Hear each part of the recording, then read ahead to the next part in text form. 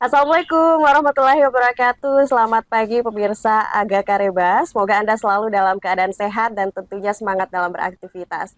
Hari ini luar biasa sekali di Pautere Special Podcast. Kita akan ngobrol bareng dengan BPBD Kota Makassar.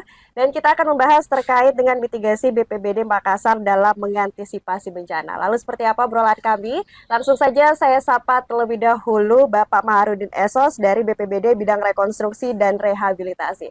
Assalamualaikum, selamat pagi Pak Mahar. Apa kabar? Waalaikumsalam Mbak Tisna, selamat pagi. Hmm, Eh, kabar baik ya Kabar Pak. baik ya. Sehat Pak? Alhamdulillah. Alhamdulillah. Dan Itu tentunya satu. semangat ya Pak mengawali pagi hari ini yang luar Ya biasa harus sekali. tetap semangat Mhm. karena untuk kemanusiaan harus tetap semangat. Baik, betul Ya. sekali. Nah Pak Mahar, sebelum kita masuk ke tema kita hari ini, mungkin boleh pengenalan Mm-mm. singkat terlebih dahulu terkait mungkin BPBD, selain tentunya Mm-mm. melakukan mitigasi, apa aja sih Pak yang dilakukan oleh BPBD Kota Makassar? Ya. BPBD Makassar adalah salah satu OPD Mhm. yang menangani Yes. terkait Mhm. kebencanaan Mhm. di samping beberapa OPD yang Mhm. lainnya seperti Dinas Sosial dan Dinas Mhm. Damkar yang saling berkaitan dalam hal penanganan masalah kebencanaan. Mhm. Untuk BPBD sendiri, di struktur organisasinya ada Mhm. 3 bidang dan 1 sekretariat. Mhm. Di bidang satu itu ada namanya bidang satu, Mhm. itu adalah bidang kesiapsiagaan, pencegahan dan kesiapsiagaan. Oke. Untuk bidang dua, Mhm. bidang ke logistik dan kedaruratan. Mhm. Untuk bidang tiga sendiri itu bidang rehabilitasi dan rekonstruksi. Rekonstruksi. Sampai itu namanya sekretariat. Baik, Ya, jadi ada beberapa bidang di dalamnya ya ya, Pak, ya. dan tentunya melakukan beberapa step-step apabila ada kebencanaan, Mm-mm, mm-mm. terutama mitigasi Ah, untuk ah, pencegahan dan kemudian ah, mengurangi ah, resiko ah, terjadinya ah, bencana ah, begitu ah, Pak. ah. Nah, Pak, sepanjang tahun 2023 ini, kalau misalnya Mm-mm. bisa direkap nih dari awal tahun sampai sekarang, sudah Mm-mm. jenis bencana-bencana apa aja yang sudah ditangani oleh BPBD Pak? Ya, untuk di 2023 ini, Hmm, di awal tahun, yes. kita terdampak bencana hidrometeorologi, Mhm. yaitu banjir. Oke. Banjir itu di awal tahun 2023, Januari sampai Maret itu, Mhm.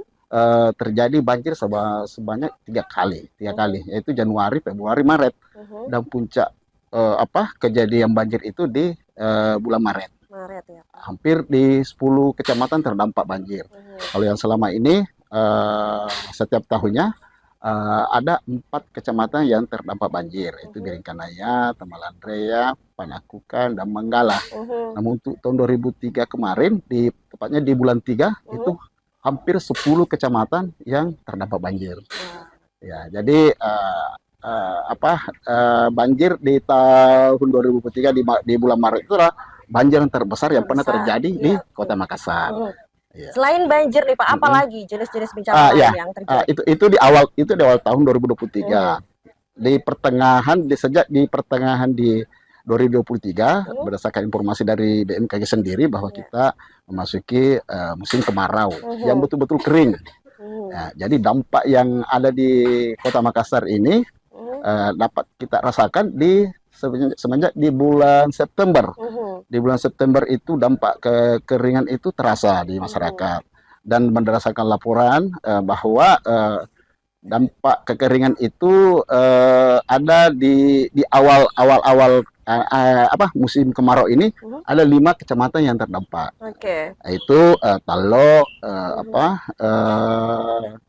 Ujung Tanah, Mhm. Biringkanaya, Panakukan, dan Tamalandria. Baik, Ya, baik. Ada 5 tapi masuk kecamatan. di awal di bulan-bulan 10, 11 itu hampir 10 kecamatan yang terdampak kekeringan. Oke. Ya, itu langkah-langkah yang kami ambil Mhm. selama memasuki musim kemarau itu, Mhm. musim kering itu, kami mendistribusikan Bantuan. air Oke, bersih air ke bersih. warga di kecamatan yang terdampak. Oke, oke. Ya, Respon ya. masyarakat nih Pak terhadap bantuan yang disalurkan oleh BPBD pada saat Ya, kekeringan ini. ya, karena ini adalah kebutuhan pokok mereka, Mhm. air. Jadi responnya sangat sangat baik, sangat Oke. bersyukur Mhm. karena pemerintah kota sangat memperhatikan kebutuhan-kebutuhan mereka Baik, pada baik. saat mereka butuhkan. Mhm. Jadi pada kegiatan tersebut kami bekerja sama dengan OPD-OPD lain termasuk damkar,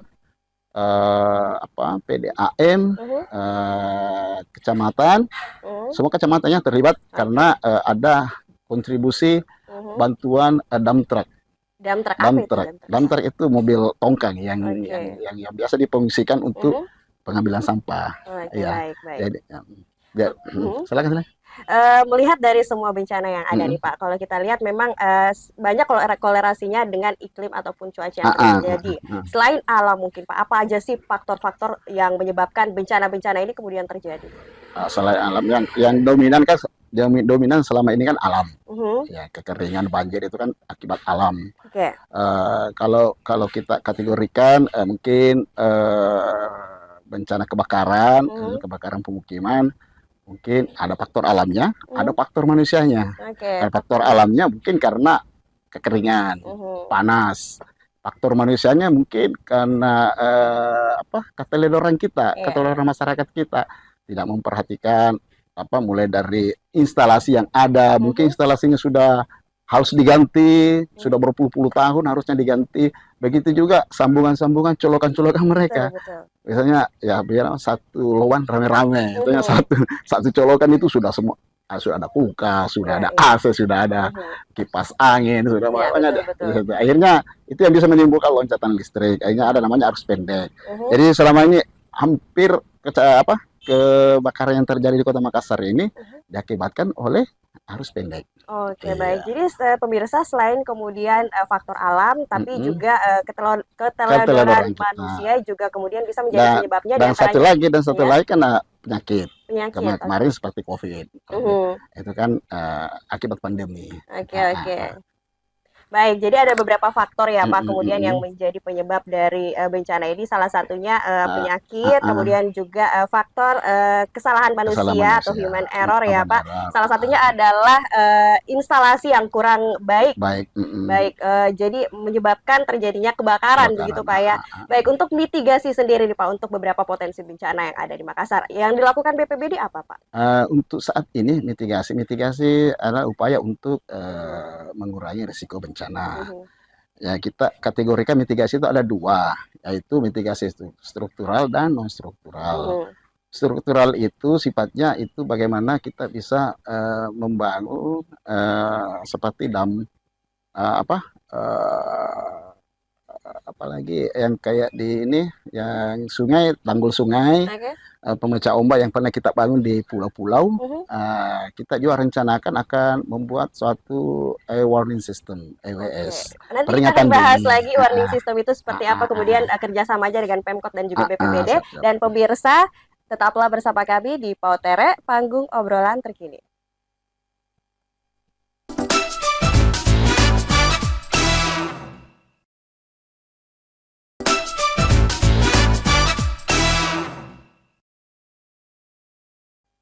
Anda kembali bersama kami di Pautere, panggung obrolan terkini, dan masih menyambung obrolan kita tadi bersama dengan Pak Mahar ya Pak. Masih semangat Pak? Alhamdulillah. Alhamdulillah. Nah Pak, tadi juga sempat dimention terkait dengan e-warning system. Seperti apa kemudian keterlibatan BPBD dalam proyek ini Pak? Itu adalah salah satu program kegiatan yang kami programkan di tahun 2023 ini. Karena alat yang kita butuhkan ini mungkin belum sesuai dengan harapan kita, sehingga mungkin di 2024 nanti kita akan programkan kembali. EWS itu adalah suatu alat yang bisa mendeteksi ketinggian air, khususnya di hulu sungai, seperti Genebera, Leko Pacing. Itu yang kami akan rencanakan akan memasang alat itu. Jadi alat itu akan memberi isyarat ke kami apabila permukaan air naik. Ya, sehingga sebelum sampai di pemukiman-pemukiman, khususnya di dua kecamatan ini, tiga kecamatan ini, Tamalandre, Biringkanaya, dan Manggala. Jadi kami sudah alat ini akan memberi isyarat ke kami, alarm ke kami untuk melakukan kesiapan. Khususnya masyarakat kita yang harus kita siapkan. Kalau dari kami sih harus siap siaga terus, 24 jam kalau BPBD. BPBD selalu siaga begitu ya, salah satu OPD yang paling siaga di Kota Makassar. Nah, untuk e-warning system ini sendiri Pak, apakah memang fokusnya untuk bencana banjir saja atau ada potensi-potensi lain yang kemudian bisa diantisipasi dari e-warning system? untuk saat ini warning system itu untuk mengantisipasi banjir, antisipasi banjir, untuk menginformasikan lebih awal, lebih dini terkait bencana banjir. Jadi untuk saat ini kemungkinan kebutuhan untuk warning system untuk untuk bencana-bencana lain kayaknya Makassar belum. Karena biasanya kita kenal warning system untuk tsunami. Jadi kayaknya kita belum butuh untuk itu. Ya kita lebih fokus kepada bencana banjirnya. Mudah-mudahan di 2024 nanti kita akan sudah pasang. Baik, kita harapkan semoga secepatnya begitu Pak ya. Tadi juga sempat dibahas nih Pak terkait dengan penanganan pencegahan mitigasi non fisik. Ini seperti apa Pak? Bisa dijelaskan? Non struktural ya. Non struktural itu seperti legalisasi. Pembuatan peraturan perundang-undangan. Sementara ini kami dengan DPRD lagi membuat, lagi merancang, mudah-mudahan akan kelar, selesai di tahun 2024 ini perda terkait masalah penanggulangan bencana. Iya, seperti apa Pak? Ya, di situ akan menjelaskan terkait penanganan penanggulangan bencana berbagai macam, termasuk menjadi acuan bagi stakeholder OPD lain dalam hal memberikan perizinan pembangunan pemukiman-pemukiman, ya, seperti pembangunan kompleks-kompleks perumahan. Nah, mungkin ada rekomendasi yang harus dibuat terkait masalah resiko yang mungkin timbul pada saat membangun. Apakah itu wilayah yang akan dibangun itu merupakan resapan-resapan air, bagaimana dampaknya untuk perumahan itu sendiri dan dampak daripada masyarakat yang ada di sekelilingnya. Betul. Itu yang harus kita kaji sebelum mengeluarkan izin. Nah, itu menjadi mungkin yang pertama, karena selama ini wilayah-wilayah yang terdampak banjir itu kan kebanyakan perumahan, seperti Kodam 3, Anta, Blok 8, Blok 10, yang setiap tahunnya itu mungkin kemarin kita tidak sempat mengkaji betul lokasi-lokasi tersebut apakah layak untuk dibangun perumahan atau bagaimana. Ya, itu mungkin yang akan menjadi prasyarat untuk OPD dalam hal mengeluarkan izin. Jadi dari mitigasi ini kemudian BPBD juga melakukan kolaborasi dengan berbagai OPD, salah satunya tata ruang dan PU. Juga PU begitu Pak ya. Dan bagaimana kolaborasinya Pak sampai saat ini? Sampai saat ini kami dengan PU dalam hal penanganan jalur-jalur air, khususnya drainase, itu kan merupakan suatu pekerjaan dari dinas PU. Kita tinggal mengkoordinasikan, apalagi wilayah-wilayah memang yang mungkin ada sumbatan-sumbatan yang seperti di Biringkanaya itu kan adanya Leko Pacing itu Biring Jene itu kemarin Pak Wali sudah melakukan koordinasi dengan Balai Besar wilayah Pompengan untuk membuat menanggul sungai itu, sehingga apalagi dampak yang dirasakan masyarakat itu tidak terlalu. Artinya kemarin hujan sedikit saja sudah masuk ke wilayah pemukiman. Ini sekarang ini enggak seperti tahun-tahun kemarin lah.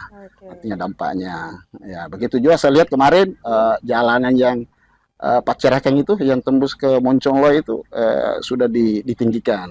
Mudah-mudahan tidak ada ekses lagi di situ, karena yang menjadi menjadi kita sebenarnya dalam hal penanganan banjir itu akses yang biasa terputus. Jadi pendistribusian bantuan, penanganan korban ini bisa terkendala, terkendala karena aksesnya terputus.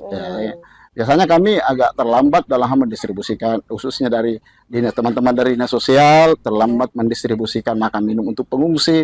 Akibat itu akses yang terputus, jalanan yang terputus, artinya tergenang dengan ketinggian yang cukup untuk tidak bisa dilalui oleh kendaraan. Jadi pentingnya juga akses untuk mendistribusikan bantuan-bantuan dan juga menjangkau begitu lokasi-lokasi yang kemudian terdampak bencana Pak ya. Nah, untuk edukasi ke masyarakat sendiri nih Pak, untuk tanggap bencana dan juga kemudian mandiri mengatasi bencana awal begitu Pak ya, tapi ditahan dulu, akan kita jawab setelah segmen berikut ini, setelah pariwara berikut ini, dan tetaplah bersama kami di Pautere, panggung obrolan terkini.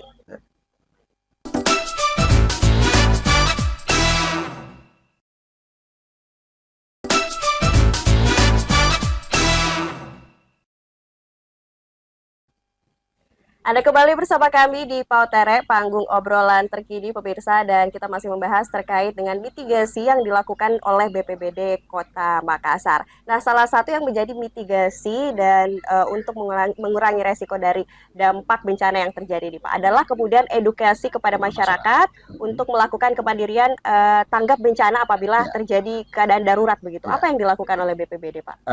Sebelum kita bicara tentang edukasi ke masyarakat, kami harus menyiapkan diri dulu. Ya, dari kami sendiri untuk BPBD sendiri sarana dan prasarana terus kami kembangkan, termasuk juga pengadaan sarana evakuasi penyelamatan seperti perahu karet, pelampung. Begitu juga dengan kesiapan teman-teman BPBD sendiri. Jadi kami terus melakukan kegiatan pelatihan untuk BPBD sendiri untuk para relawan. Jadi kemarin juga kita sudah menambah personil dengan sudah barang tentu yang memiliki skill tertentu yang terkait masalah kebencanaan. Dan kami sudah menyiapkan sarana dan prasarana dan personil itu. Nah sekarang untuk masyarakat sendiri kita ada beberapa program yang sudah kita laksanakan terkait masalah membangun ketangguhan masyarakat. Di samping itu ada program Balasar namanya.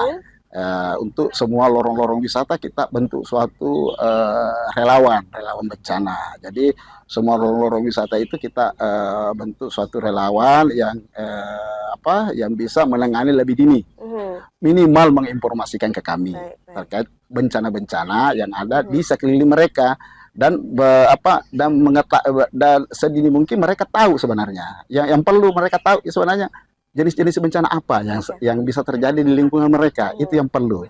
Jadi kesiapan mereka bisa lebih awal, lebih dini untuk bisa mengantisipasi bencana-bencana tersebut yang ada di lingkungan mereka. Jadi kalau untuk pelatihan-pelatihan saya rasa ini dikhususkan untuk kalau untuk banjir kami fokus di 4 kecamatan ini. Biringkanaya, Tamalandrea, Panakukan, dan Manggala. Kalau untuk bencana kebakaran, kami berkolaborasi dengan Dinas Damkar, Dinas Pemadaman Kebakaran, itu memberi edukasi ke masyarakat terkait pemadaman mandiri. Mungkin ilmunya ada di Damkar, kami berkolaborasi. Jadi kalau untuk banjir sendiri kami tetap fokus di wilayah-wilayah yang memang terdampak setiap tahunnya. Ya, bagaimana masyarakat bisa lebih sigap, lebih apalagi minimal mereka menolong dirinya sendiri.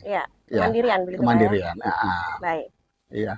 Untuk status tanggap bencana sendiri Pak dari BPBD, apa kemudian kriteria tanggap bencana dan apa yang dilakukan BPBD pada saat status tersebut? Untuk saat ini di bulan 12 setelah melewati musim kering kemarin, kita memasuki musim hujan. Berdasarkan informasi dari BMKG, ini kami selalu berdasarkan informasi dari BMKG. Berdasarkan informasi dari BMKG, di bulan 12 ini curah hujan akan meningkat. Kita bisa rasakan sekarang. Kemarin ada 3 hari hujan, ada beberapa titik genangan yang terjadi di Kota Makassar. Dan informasi dari BMKG bahwa puncak musim hujan itu akan terjadi di bulan 1. Jadi untuk saat ini BPBD sudah memasuki status siaga darurat, siaga bencana, siaga darurat. Jadi untuk besok barangkali tanggal berapa besok ya? Tanggal 22 kami Pak Wali Kota akan melakukan rapat koordinasi dengan Forkopimda, dengan beberapa OPD, beberapa organisasi kemanusiaan, termasuk PMI, forum pengurangan risiko bencana, OPD yang terkait untuk membahas mengenai kesiapan kita dalam menghadapi musim hujan ini. Mudah-mudahan sih tidak banjir. Amin, kita Ya, harapkan ya, semoga tidak banjir ya, ya. itu untuk status siaga darurat. Siaga darurat itu apabila kami sudah mendapatkan informasi terkait curah hujan itu untuk banjir ya. Ya. Untuk informasi dari BMKG terkait masalah curah hujan, ya kita sudah dapat informasi bahwa curah hujan akan meningkat di bulan Desember. Tapi curah hujannya belum ini untuk bisa kita kategorikan tinggi. Ya. Tapi di bulan 1 ini informasi dari BMKG itu curah hujan akan tinggi, sehingga kita akan bersiap menghadapi musim hujan di bulan 1 ini dengan melakukan koordinasi dengan beberapa OPD-OPD untuk kesiapan kita. Mungkin besok kita akan membicarakan bagaimana kesiapan kita. Ya. Baik, jadi itu tadi beberapa mungkin kriteria-kriteria dari tanggap darurat dan juga apa yang dilakukan kemudian oleh BPBD Kota Makassar, yaitu melakukan koordinasi-koordinasi. Ya. Terkait tanggap daruratnya, apabila eskalasi meningkat, curah hujan betul-betul meningkat, apalagi kalau ditambah dengan air pasang tinggi, itu sudah pasti kami akan melakukan kesiapan. Dan kalau eskalasinya meningkat, kita akan melakukan status tanggap darurat bencana. Oke, baik Pak. Untuk tahap recovery sendiri ini tadi untuk mitigasi sudah dijelaskan. Untuk recovery sendiri nih Pak, mengingat ada bidang rehabilitasi juga, apa yang kemudian dilakukan untuk masyarakat ataupun mungkin yang terdampak pada bencana tersebut? Khusus untuk Kota Makassar ini bencana banjirnya kan sifatnya flat. Ya. Tidak serta-merta langsung datang air, ya kan, kita kan bertahap naiknya, bisa setengah hari baru terasa naiknya. Jadi kalau untuk dampak kerusakan untuk banjir ini mungkin tidak terlalu seperti daerah-daerah lain, seperti yang kena banjir bandang itu, langsung saya datang airnya yang besar, sehingga untuk mengantisipasi bisa banyak menimbulkan kerusakan. Yeah. Jadi kalau untuk Kota Makassar ini kita tahu sendiri kalau hujan itu biasanya membawa angin, ya. Jadi ada beberapa kejadian-kejadian itu angin kencang terjadi di Kota Makassar, dan kemarin saja hujannya cuma berapa jam, ada beberapa laporan dan kami sudah asesmen dan kami sudah memberikan bantuan untuk warga kita yang ada di Kera-Kera. Di Kera-Kera itu ada sekitar 30 rumah plus 1 masjid yang terdampak angin kencang. Itu kami sudah salurkan bantuan material stimulan seperti kayu, balok, seng, paku. Nah, itu. Untuk trauma healing sendiri Pak, apakah ada BPBD juga menyediakan hal tersebut? Kami juga menyiapkan kegiatan pendampingan psikososial. Jadi untuk pendampingan ini kami sudah pernah laksanakan di tahun 2023, kami laksanakan di Kelurahan Rapokaling yang ada kebakaran yang dampaknya 30 rumah yang terbakar. Jadi kami melakukan pendampingan kepada anak-anak yang membutuhkan hiburan. Jadi kami adakan pendampingan psikososial dalam bentuk permainan ular tangga bencana. Jadi selain menghibur anak-anak, memberi edukasi juga ke masyarakat, kepada anak-anak tentang ilmu kebencanaan, bagaimana anak-anak bersikap pada saat ada terjadi bencana. Ya. Kalau untuk teknologi yang dimiliki oleh BPBD sendiri, nih, Pak, apakah sudah cukup memadai begitu untuk kemudian melakukan evakuasi dan lain-lain, Pak? Kalau bicara memadai, kami akan terus mengembangkan peralatan-peralatan kami. Terakhir kami memiliki ada namanya drone laut, ya, drone laut. Samping drone yang ini drone yang terbang, ya, drone laut jadi kami punya. Begitu juga dengan perahu-perahu karet selalu kami tambah unitnya. Begitu juga kami punya alat-alat vertikal rescue. Tahun ini juga kami menambah peralatan selam, ada 10 unit kami punya, sudah 13 unit kami punya peralatan selamnya. Itu untuk mengantisipasi hal-hal yang mungkin saja terjadi. Khususnya ini kenapa kami pengadaan alat selam, karena ada beberapa kejadian. Kita kan di Kota Makassar ini kan ada namanya Kecamatan Sangkara, Kecamatan Kepulauan. Jadi lalu lintas masyarakat kita dari Makassar ke pulau itu sudah cukup tinggi intensitas perjalanan mereka. Dan kejadian 2019 kalau nggak salah itu ada pernah kapal tenggelam ya, dari Makassar ke Baralompo. Itu yang mendasari kami bahwa kami memang butuh juga peralatan-peralatan rescue khususnya di laut.